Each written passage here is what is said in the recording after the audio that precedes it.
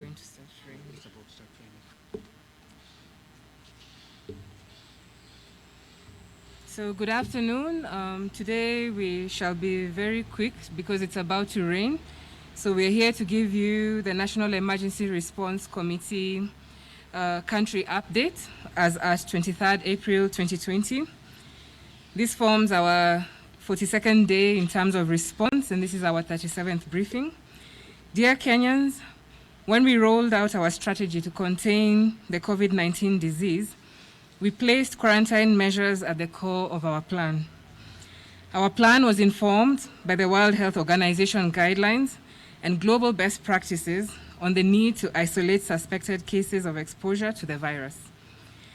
Since we suspended international travels and tracing of contacts, the approach has moved towards controlling community transmission. And we are aware that this issue has generated a lot of debate. We want to make it clear today that contracting coronavirus is not a crime. All of us have a potential risk of contracting the disease. And that is why we have come up with measures and guidelines to ensure that we are all able to control transmission of this disease. Being quarantined is neither a detention nor a punishment. Quarantine is meant to serve the greater public good in ensuring that we protect our country. We therefore must urge you, fellow Kenyans, to join us in ensuring that we do not stigmatize those who are sent to quarantine facilities and even those who have recovered from this disease. As we have always stated, if we continue to work together as one people and one nation, we shall be able to overcome this pandemic. We are glad to note that the travel restrictions and curfew measures, which are part of containment measures, are yielding results. We would like to urge people to continue adhering to these measures. I would also like to appeal to our security personnel and those charged with law enforcement to ensure that we continue to exercise great caution and a high level of understanding when we are engaging with those who are in quarantine facilities. We must work together to ensure that no lives are lost as a result during of this pandemic. And this is our wish in terms of protecting our countrymen. We are glad that Kenyans are taking basic hygiene measures seriously. Towards this end, we are seeing very wonderful innovations with regards to hand washing facilities. And we do have one present here today. For instance, the step OSHA that we have here has actually been utilized by members of the Ministry of Health and forms one of the containment measures that we are advocating for different institutions to put in place. Today, we are celebrating our local innovators who have put all these different devices in place to ensure that our containment measures are actually useful in flattening this curve. We have, however, fellow Kenyans, noticed a worrying over-reliance on sanitizers. While sanitizers are effective, soap and running water is the best for fighting this disease. People must therefore start prioritizing washing hands and only sanitize in conditions where sanitizing would be useful. And this has been elaborated in our communication and in our guidelines. As we continue with this fight, we have also observed that some public service vehicles are defying our containment measures. And increasingly, we are sliding back to the old ways of conducting business. We would like to remind Kenyans that action shall be taken against anyone known to be flouting the current containment measures in place. Fellow Kenyans, it has come to our attention that we do require to continue providing education with regards to coronavirus, and today we would like to highlight the issues of symptoms. We have seen and had concerns from the public regarding how the pathogenesis of this disease evolves. In other words, regarding the issue of being asymptomatic. We've noted that there's confusion about it. And fellow Kenyans, we're here today to tell you that this is a new virus and scientists across the world are still learning. However, one of the key things that we need to remember is that, one, the incubation period for COVID-19, which we would infer to be the time period between exposure of the virus to the time when the onsets come about, on average, is usually 5 to 6 days. And sometimes in some individuals, according to the evidence that is coming in, this can actually go up to 14 days. And during this period, it is important to note that the people who have this virus within them can still transmit the virus to different people in the community. Secondly, studies have shown us that sometimes you may test positive for coronavirus depending on different time periods. Some people could test positive between 1 to 3 days of contracting the virus, and this is still an issue that is under surveillance in terms of scientists trying to study it to understand. Again, fellow Kenyans, what we are trying to emphasize is that this is a new disease, and we are trying to understand it, and therefore the measures that we are putting in place are all with the aim of trying to reduce the risk of transmission. So 2 things are underscored by the current knowledge that we have on coronavirus. That we have to be consistent in terms of ensuring that we are disciplined, and consistent in ensuring that as we try to put in place the different approaches in terms of testing, isolating, and tracing, that it is important that we all understand that as Kenyans, we do have that personal responsibility in controlling the spread of this disease. It is imperative that all our frontline workers, and this includes not only our healthcare workers, but also our truck drivers, our matatu drivers, our journalists like yourselves here today, bankers, security personnel, all personnel that we've termed as essential, ensure that they adhere to the containment measures. Because you are essential services, it means that you are actually the highest risk of cohorts who are able to spread the disease in our community. And therefore, we do beseech you, those who are termed as essential services, to ensure that you continue adhering to the containment measures, ensure you wash your hands with running water and soap, and ensure that you're wearing face masks at all times. Fellow Kenyans, today our coronavirus situation is as follows. In the last 24 hours, we have tested 668 samples. Today, we've been able to share with you a distribution as to the number of samples collected per county, and this will be availed to you. Nairobi still stands as the highest burden of disease county, and so far, we've run 478 samples in Nairobi County. From the samples collected today, we have 17 persons who have tested positive for coronavirus disease. This therefore brings the total of confirmed cases in the country to 320 cases. All the 7 are Kenyans, 12 from Mombasa, 5 from, all the 17 are Kenyans, 12 from Mombasa, 5 from Nairobi. 15 of these were picked by our surveillance teams, and it is important to emphasize the fact that they were picked by our surveillance teams means that these people were living within our communities.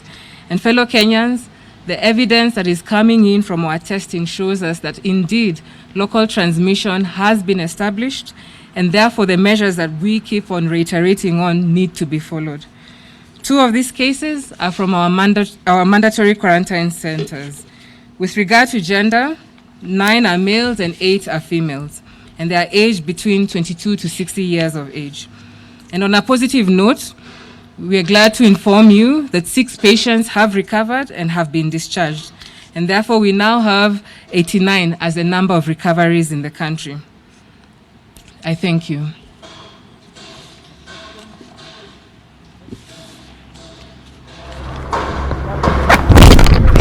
My question is, where are you from? All right. So my name is Jimmy Mbogo from K24, and my question is with regards to the issue of reopening the country. We've seen the number, just a minute. So we've seen the number of cases being on the rise. However, one of the things that we want to understand is, first of all, how much does it cost to treat one particular patient? And number 2, does that cost also involve those patients with pre-existing conditions? And so the other bit of my question is with regards to how soon do we expect to reopen the country, and what parameters will you use to sort of make this decision?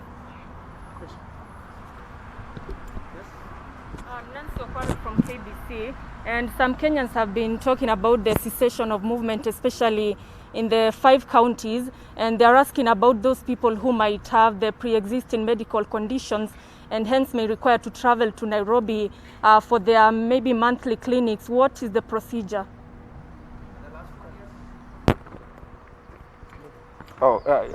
My name is Kenna Cloud People Daily. I just want to know from the technical element, the idea of quarantining everybody arrested, does it not spread a risk to the others?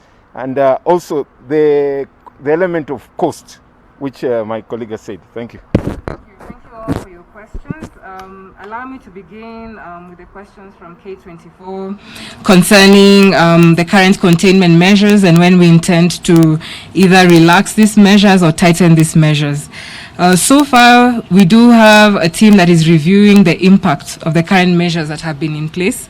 We're looking at the impact of the current hand washing measures, looking at the impact of social distancing, looking at the impact of having 60% occupancy in our transport industry, looking at the impact of having takeaway services in our hotels. And therefore, we've come up with a matrix, and this matrix will be evaluated this Sunday during the NERC committee meeting, and therefore decisions will be made as to whether these containment measures need to be tightened or loosened, and therefore we'll be able to communicate with you at the end of this week. Concerning the issue of cost and bills that are emerging from the coronavirus response at hospital level, again, this is an issue that has come to light. We currently actually are having a database that is looking at the different billing data, both in public and private facilities. And when negotiations and engagements with the different players to be able to define a mechanism that would be adequate in ensuring that Kenyans who may not be able to meet these bills would have those taken care of. Again, this is communication that will be relayed through the NERC in the coming week, at the end of this week. I would like to invite the DG to come and touch on the issue of quarantine. However, it's important to note, fellow Kenyans, quarantine remains an approach and a measure that is being utilized the world over. And we have noted your concerns with regards to how the quarantine situation has evolved in the country. And indeed, we are working to ensure we improve and we actually meet the merits of having quarantine facilities that are able to meet our targets. That being said, we would like to remind you that some of our cases have been isolated at quarantine centers. Therefore, indeed, this measure has been impactful in protecting Kenyan lives.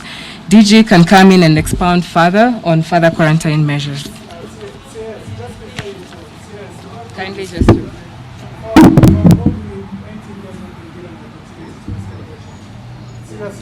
Thank you. With all due respect. But for a whole week, NTV has not been given an opportunity to field a single question. Thank you. I think Madam CAS has clearly articulated the issue of quarantine. It is our assumption that if we pick you as somebody who has broken the curfew, then you are treated as a person who could have come into contact with a potential COVID case.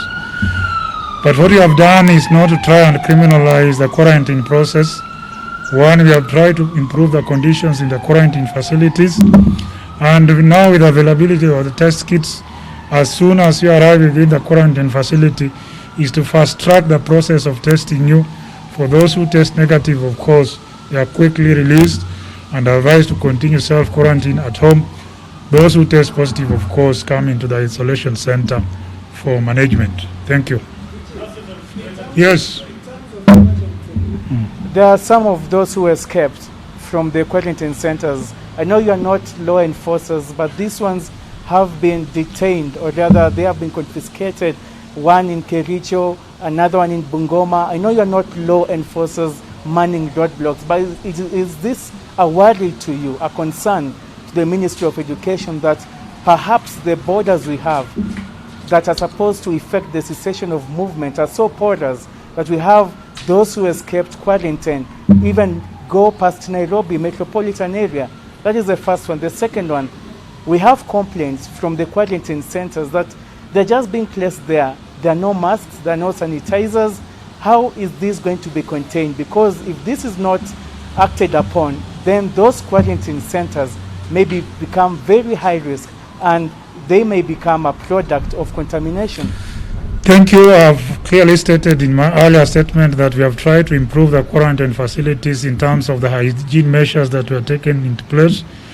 If there's a quarantine facility that does not have masks or hand sanitizers, it is probably just for a few hours because we have masks and sanitizers in stock, and we'll ensure that we distribute them to all the quarantine sites. But regarding those who escape, the long arm of the law will always catch up with you. They managed to bypass these other restricted movement sites and went as far as Kericho. But again, the long arm of the law caught up with them. So even if you make an attempt to escape from the quarantine facility, remember, a big brother is watching and will soon catch up with you. Thank you.